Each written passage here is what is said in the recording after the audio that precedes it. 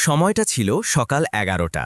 শহরের সবচেয়ে বিলাসবহুল হোটেল দ্য গ্র্যান্ড প্যালেসের বাইরে অত্যন্ত সাধারণ পোশাকে একজন প্রবীণ ব্যক্তি ধীরে ধীরে মূল ফটকের দিকে এগিয়ে যাচ্ছিলেন। তার নাম ছিল শ্রী হরিপ্রকাশ। তার কাঁধে একটি সামান্য ব্যাগ ঝুলছিল। তিনি যখনই গেটের কাছে পৌঁছলেন, নিরাপত্তা রক্ষীর কপালে তখনই ভাঁজ পড়ল। গার্ড তার পথ আটকে জিজ্ঞেস করল, বাবা, আপনি এখানে কেন? কার কাছে আপনার কাজ? শ্রী হরিপ্রকাশ বিনয়ের সঙ্গে বললেন, বাবা, আমার এখানে একটা বুকিং আছে, শুধু সেই বিষয়েই জানতে এসেছিলাম। গার্ডটি তার অন্য সঙ্গীর দিকে তাকিয়ে হেসে বলল, শুনুন তো, বাবা বলছেন যে তার নাকি এখানে বুকিং আছে। এরপর সে শ্রী হরিপ্রকাশের দিকে ঘুরে বলল, বাবা, আপনার ভুল হচ্ছে, কেউ আপনাকে ভুল ঠিকানা দিয়েছে হয়তো। এটা দ্য গ্র্যান্ড প্যালেস, এখানে কেবল বড় বড় ধনী লোকেরাই আসে, কোনো সাধারণ মানুষ এর খরচ বহন করতে পারে না। ঠিক তখনই হোটেলের রিসেপশনিস্ট নেহা শর্মা সব শুনে ফেললেন। তিনি শ্রী হরিপ্রকাশকে ওপর থেকে নিচ পর্যন্ত একবার দেখলেন এবং তার ঠোঁটে একটি ব্যঙ্গাত্মক হাসি ফুটে উঠল। সেই হাসি স্বাগত জানানোর ছিল না, ছিল অপমান ও উপহাসের। নেহা বললেন, বাবা, আমার মনে হয় না আপনার কোনো বুকিং এখানে থাকতে পারে। এই হোটেল অনেক দামি, আপনি সম্ভবত ভুল ঠিকানায় এসেছেন। শ্রী হরিপ্রকাশ সেই একই শান্ত ভঙ্গিতে উত্তর দিলেন, মা, একবার যাচাই তো করে দেখো, এটা সম্ভব যে আমার বুকিং এখানেই আছে। নেহা ঔদাসীন্যের সঙ্গে কাঁধ ছাকিয়ে বললেন, ঠিক আছে, কিন্তু এতে সময় লাগবে, আপনি ওই অপেক্ষার স্থানে গিয়ে বসুন। শ্রী হরিপ্রকাশ মাথা নেড়ে সম্মতি জানালেন এবং ধীরে ধীরে ওয়েটিং এরিয়ার দিকে চলে গেলেন। লবিতে বসে থাকা অন্য অতিথিরা তাকে অদ্ভুত দৃষ্টিতে দেখতে লাগলেন। কেউ ফিসফিস করে বলল, মনে হচ্ছে বিনামূল্যে খাবার পাওয়ার ধান্দায় এসেছে। অন্য একজন বলল, এর এত ক্ষমতা নেই যে এখান থেকে এক গ্লাস জলও খেতে পারে। শ্রী হরিপ্রকাশ সব শুনলেন, কিন্তু নীরব রইলেন। তিনি কোণার একটি চেয়ারে বসে পড়লেন, ব্যাগটি নিচে রাখলেন এবং তার ছড়ির ওপর দুহাত রেখে চুপচাপ অপেক্ষা করতে লাগলেন। লবির পরিবেশ অস্বস্তিকর হয়ে উঠেছিল। লোকজন নিজেদের কফি পান করতে করতে তার দিকে ইশারা করছিল। এক ছোট শিশু তার মাকে জিজ্ঞেস করল, মাম্মি, এই বাবা এখানে কেন বসে আছেন? তাকে তো অতিথির মতো লাগছে না। মা উত্তর দিলেন, বাবা, এ সবই ভাগ্যের খেলা। ভাগ্য যখন রুষ্ট হয় তখন সবার কথা শুনতে হয়। এরই মধ্যে নেহা আবার ওদিক দিয়ে গেলেন।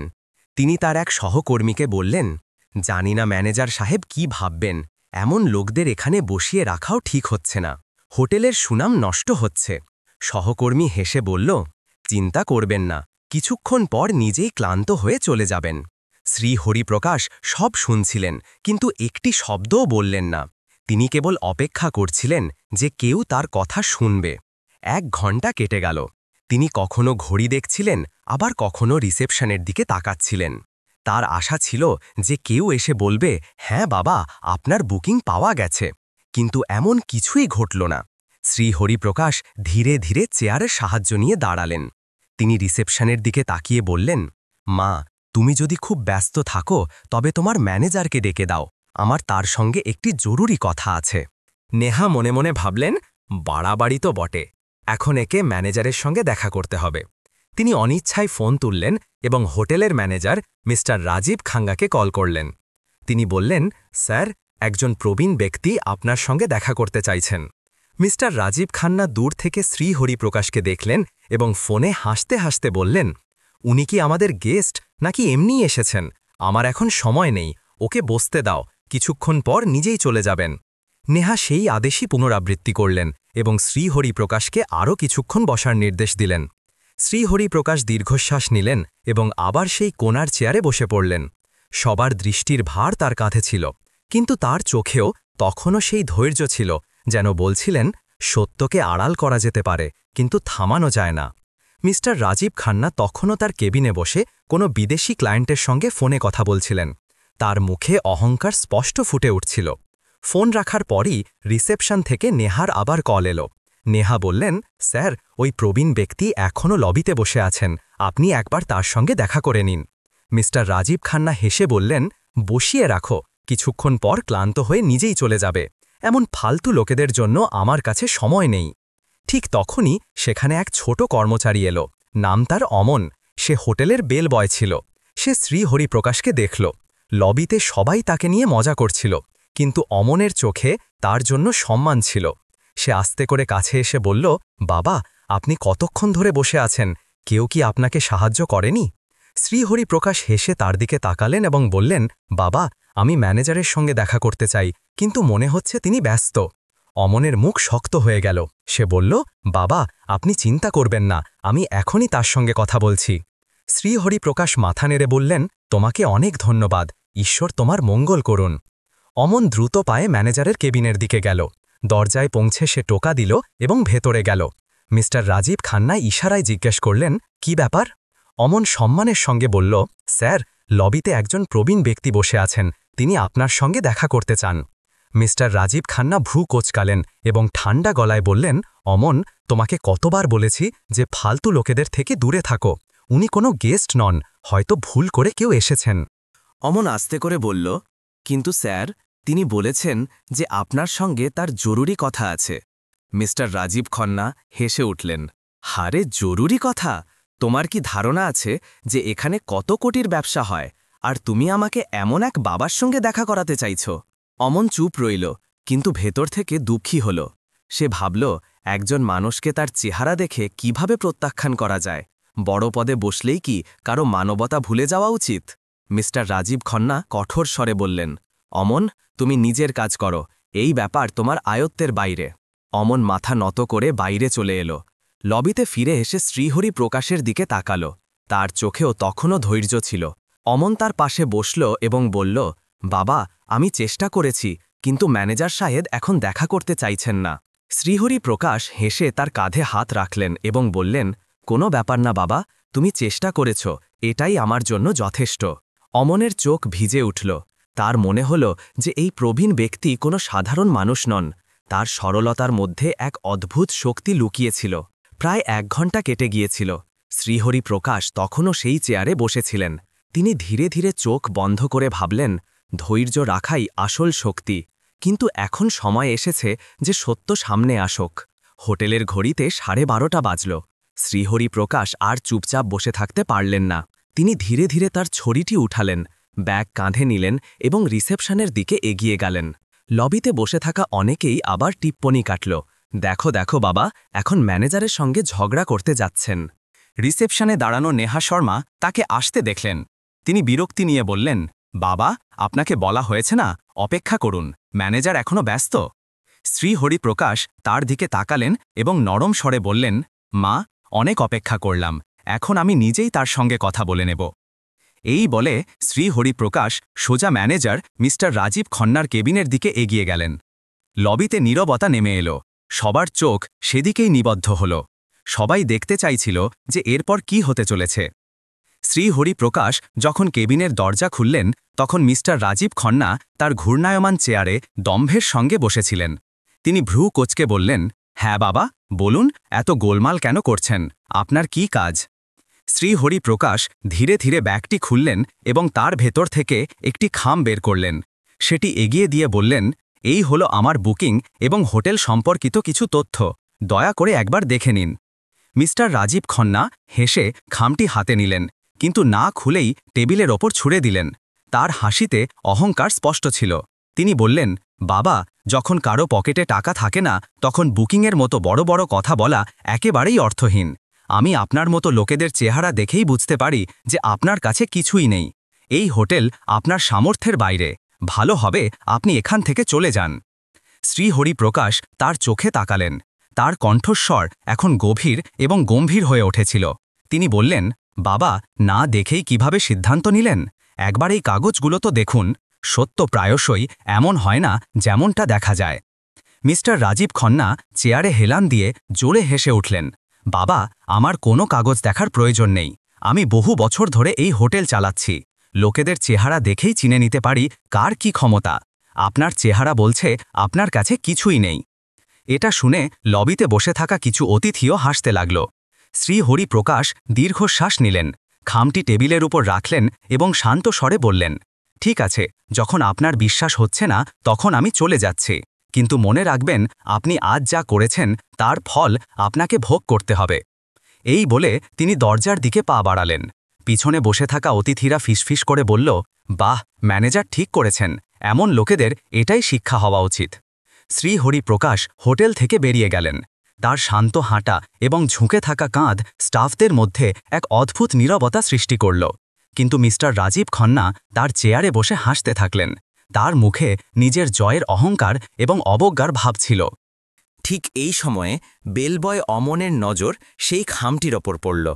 সে ধীরে ধীরে সেটি তুলে নিল এবং চুপচাপ সার্ভার রুমের কম্পিউটারের দিকে এগিয়ে গেল। স্ক্রিনে লগ করে সে ফাইল ঘাঁটতে শুরু করল। খামে দেওয়া তথ্যের ভিত্তিতে সে হোটেলের পুরনো রেকর্ডস পরীক্ষা করল। মুহূর্তের মধ্যেই তার চোখ বিস্ময়ে বড় হয়ে গেল। স্ক্রিনে যে তথ্য ছিল তা অমনকে নাড়িয়ে দিল। রেকর্ডে স্পষ্ট লেখা ছিল শ্রীহরিপ্রকাশ হোটেলের 65% শেয়ারের ধারক এবং প্রতিষ্ঠাতা সদস্য। অমনের শ্বাস-প্রশ্বাস দ্রুত হল। সে সঙ্গে সঙ্গে রিপোর্টের প্রিন্ট নিল। কাগজ হাতে নিয়ে সে ছুটতে ছুটতে ম্যানেজারের কেবিনে গেল। ভেতরে মিস্টার রাজীব খন্না তখনও ফোনে কারো সঙ্গে উঁচু গলায় কথা বলছিলেন। অমন ধীরে করে বলল, স্যার, এই রিপোর্টটি দেখুন। এটি সেই প্রবীণ ব্যক্তি সম্পর্কে যিনি এসেছিলেন। ইনি দ্য গ্র্যান্ড প্যালেসের আসল মালিক। মিস্টার রাজীব খন্না ফোন রেখে অমনকে দেখলেন। অমন, কতবার বোঝাতে হবে? এমন ফালতু লোকেদের রিপোর্টে আমার কোনো আগ্রহ নেই। এসব বাজে কথা। অমন আবার সাহস করল, কিন্তু স্যার, এই রিপোর্ট স্পষ্ট বলছে যে শ্রীহরিপ্রকাশ আমাদের হোটেলের মালিক।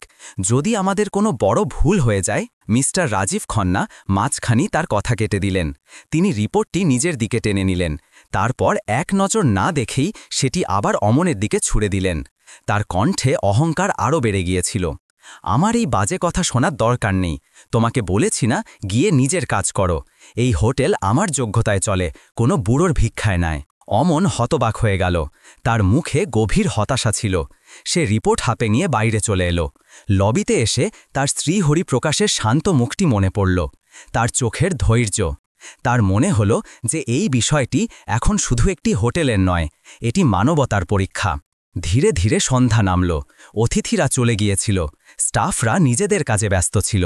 কিন্তু অমনের হৃদয়ের অস্থিরতা বাড়ছিল।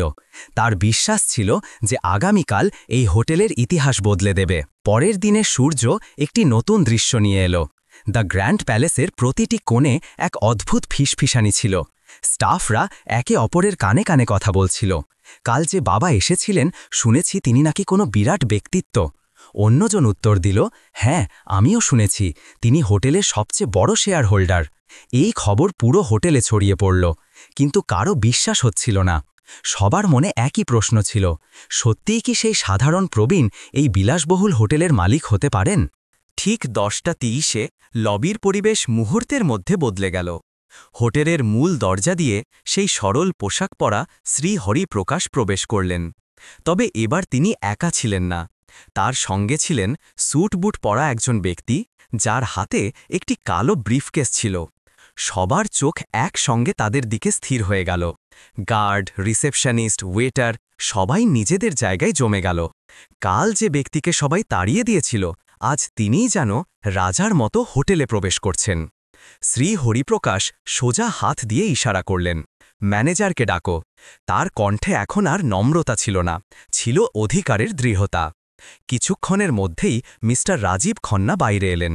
তার মুখে ঘাবড়ানোর ভাব ছিল, কিন্তু অহংকার তখনও বজায় ছিল। তিনি নকল হাসি নিয়ে বললেন, জি বলুন বাবা, আজ আবার কষ্ট করলেন? শ্রীহরিপ্রকাশ তার চোখে তাকালেন এবং ঠান্ডা স্বরে বললেন, মিস্টার খন্না, আমি গতকালই বলেছিলাম যে আপনাকে আপনার আচরণের ফল ভোগ করতে হবে।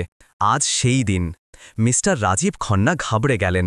তিনি হেসে কথাটি এড়িয়ে যেতে চাইলেন। শ্রীহরিপ্রকাশের সঙ্গে আসা অফিসার ব্রিফকেসটি খুললেন। তার ভেতর থেকে একটি মোটা ফাইল বের করে সবার সামনে টেবিলের উপর রাখলেন।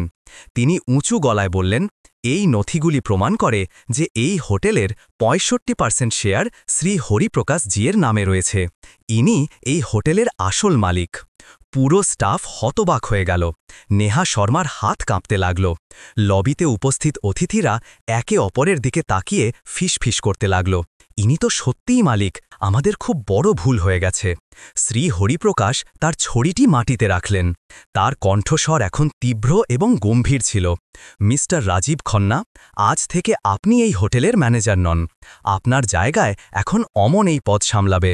মিস্টার রাজীব খন্না রাগে কাঁপতে লাগলেন।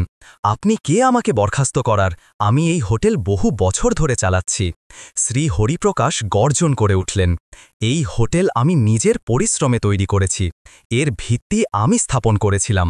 আমি চাইলে আপনাকে 1 সেকেন্ডে বাইরে বের করে দিতে পারি, তবে শাস্তি হিসেবে আপনাকে সেই ফিল্ডের কাজ দেওয়া হচ্ছে যা আপনি অন্যদের দিয়ে করিয়েছেন। শ্রী হরিপ্রকাশ অমনকে কাছে ডাকলেন। তিনি তার কাঁধে হাত রাখলেন। তোমার হয়তো অর্থ ছিল না, কিন্তু তোমার হৃদয়ে মানবতা ছিল। এটাই আসল যোগ্যতা। তাই তুমি এই পদের প্রকৃত দাবিদার। অমনের চোখ থেকে জল গড়িয়ে পড়তে লাগল। সে আবেগাপ্লুত হয়ে বলল, সাহেব, আমি তো শুধু আমার কর্তব্য পালন করেছিলাম। শ্রী হরিপ্রকাশ হাসলেন। বাবা, এটাই সবচেয়ে বড় দক্ষতা। এরপর তিনি রিসেপশনিস্ট নেহা শর্মার দিকে তাকালেন। তার চোখে এত কঠোরতা ছিল যে নেহা ভয় পেয়ে গেল। শ্রী হরিপ্রকাশ বললেন, নেহা, এটা তোমার প্রথম ভুল, তাই তোমাকে ক্ষমা করে দিচ্ছি। কিন্তু মনে রাখবে, এই হোটেলে কখনো কোনো মানুষকে তার পোশাক দেখে বিচার করবে না। প্রতিটি মানুষের সম্মান সমান। নেহা হাত জোড় করে কাঁদতে কাঁদতে বলল, আমাকে ক্ষমা করে দিন স্যার, ভবিষ্যতে এমন ভুল আর কখনো হবে না। শ্রী হরিপ্রকাশ চারিদিকে তাকালেন এবং জোর গলায় বললেন, সবাই শুনে রাখো, এই হোটেল শুধু ধনীদের সম্পত্তি নয়, এখানে মানবতাই আসল পরিচয় বলে বিবেচিত হবে। যে কেউ ধনী আর গরিবের মধ্যে ভেদাভেদ করবে, তার এই জায়গায় কোনো প্রয়োজন নেই। লবিতে উপস্থিত সমস্ত অতিথি জোরে জোরে হাততালি দিলেন। প্রত্যেকে শ্রী হরিপ্রকাশকে সম্মানের সঙ্গে দেখছিলেন। যারা গতকাল তাকে একজন ভিক্ষুক মনে করছিলেন, আজ তারাই তার সামনে নতমস্তক ছিলেন। শ্রী হরিপ্রকাশ শেষে বললেন, আসল ধন সম্পদ অর্থে নয়, মানুষের চিন্তায় থাকে। যদি চিন্তা বিশাল হয়, তবে মানুষ নিজেই বড় হয়ে ওঠে। এই বলে তিনি তার সঙ্গীর সঙ্গে হোটেল থেকে বেরিয়ে গেলেন। পিছনে দাঁড়িয়ে থাকা পুরো স্টাফ এবং অতিথিরা দীর্ঘক্ষণ ধরে তাকে শ্রদ্ধার সঙ্গে দেখতে থাকলেন এবং মনে মনে ভাবলেন, মালিক এমন হওয়া উচিত যে মানুষকে তার মানবতা দিয়ে বিচার করে, তার পোশাক দিয়ে নয়। সেই দিনের পর দ্য গ্র্যান্ড প্যালেসের পরিবেশই পাল্টে গেল। স্টাফরা প্রতিটি অতিথির সঙ্গে পূর্ণ সম্মান নিয়ে আচরণ করত। লোকজন বলতে লাগল, শ্রী হরিপ্রকাশ শুধু একটি হোটেল নয়, মানবতার এক উদাহরণ তৈরি করেছেন। আর কিছু জানতে বা এই ধরনের অন্য কোনো কাজ করতে চান?